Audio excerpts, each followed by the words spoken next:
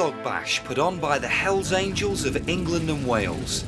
It's got many facets, drag racing and top custom show, and there's a few more things besides that.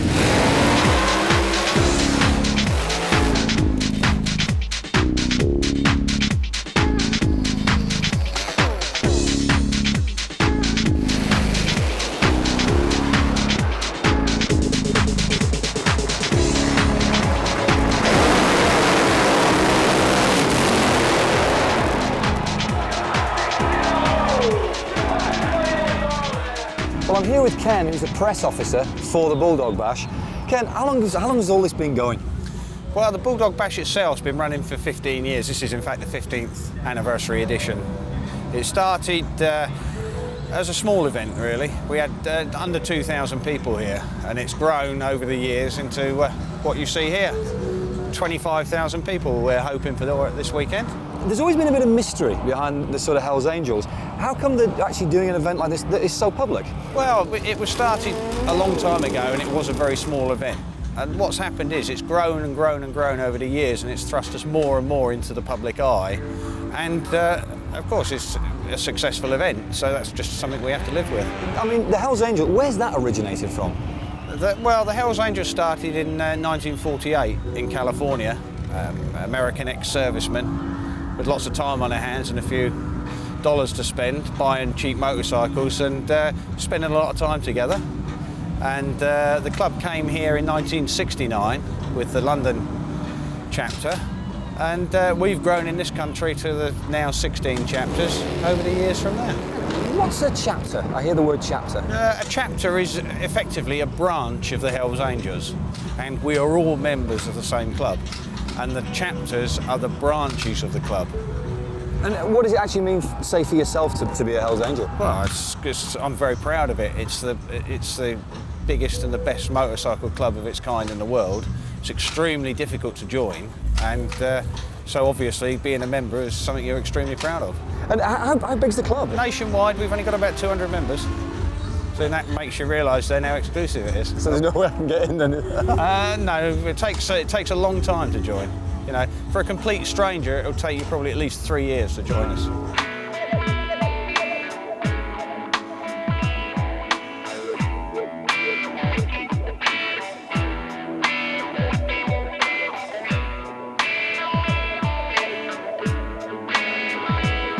This is the custom tent, and it is extraordinary what people have done to these machines. The paint jobs and the engineering that goes into the actual structure of the bikes is just unbelievable.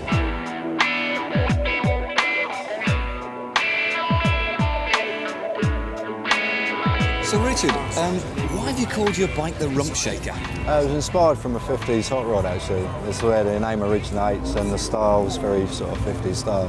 From that era? Yeah. How long would it actually take to do a project like this? This particular project took almost 2 years because everything was hand-formed, but most of the projects are due between 3 and 6 months, and that's from ground up, getting all the components, deciding how it's going to look, and then work from there. Why do customers do it? What's in it for them? I think they want the I own this and nobody else will have one. Well, this has got to be one of the most extraordinary machines I've sat on. It's called a Trike, and it actually makes you feel like the dog's What's-its. But who on earth drives these machines? Well, the difference with a Trike, basically, for me, is it's a lot more enjoyable. I mean, you can jump on your Trike, go away, and basically everyone's sort of looking at you all the time, and turn your heads, looks at you. What's the handling like of it? To actually physically ride it? Yeah, you can get some that are absolutely brilliant for handling and some that aren't very good at all. Mine personally is not one for handling because it's not really built for speed, it's more for looks. But there are Trikes in our club that are built for handling, and they can keep up with all the bikes on the motorway, not a problem, and they can take the corners easily as well. So basically it depends on what sort of style of Trike you're looking for or what you're trying to build.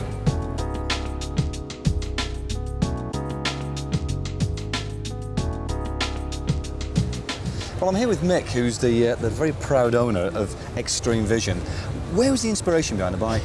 There was a lot of thinking with the tyre, which was put out, the new 250 tyre, and no one did wheels for it, no one did anything for it, but the tyre was put out and it looked awesome. Why customising? Why get into this? What is it for you that gives you the buzz? Well, everyone starts off with his old car or his old motorbike and decides, if I stick a couple of little bits on this, it will look beautiful.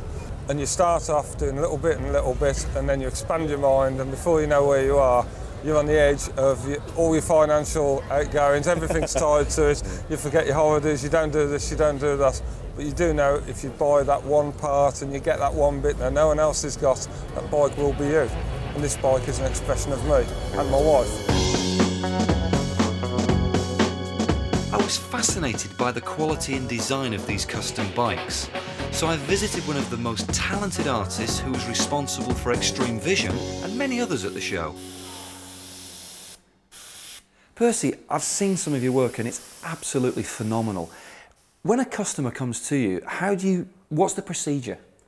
Well, basically, first I'll ask them, you know, what colour do they want? And then it's a matter of putting a few sketches together for them, like these around the walls here, so they can see what I'm trying to get over to them. You know, the guy who's got this, it's actually his sort of life story, this is. This image here is his granddad. He was a miner, and this here is the old mining lamp what they used to use. The customer also wanted a Viking ship, you know, put it onto the tank because he's got a passion and an interest for Vikings. I had one client that was really specific, you know, he sent me pictures of, it was a lady that he wanted painted on the back of the helmet, and he was well into Batman and stuff like that. And he also wanted the lady's backside to look such a way that he even faxed me like about 10 copies through the post. He wanted a torso to look, you know, so not too muscly so he could see the actual, a slight definition. You know, even down to the face and the nose. He even wanted a slight kink in the nose which made the face look very masculine. But he was really, really, you know, specific on the details that he wanted in it. What do you think it is? I mean, I see a lot of images of naked women and the gothic aspect of things. What do you think that's the connection with the bikes sort of theme? Their ideas, what they're coming up with is probably the, you know, fantasies and, you know, it's getting away from reality. So that, you know, he's acting out what they probably would like to see or, you know, what they would like to do, really, I suppose. Well, Percy's very kindly offered to demonstrate the airbrush technique, and he's going to do probably one of the most well-known biking images.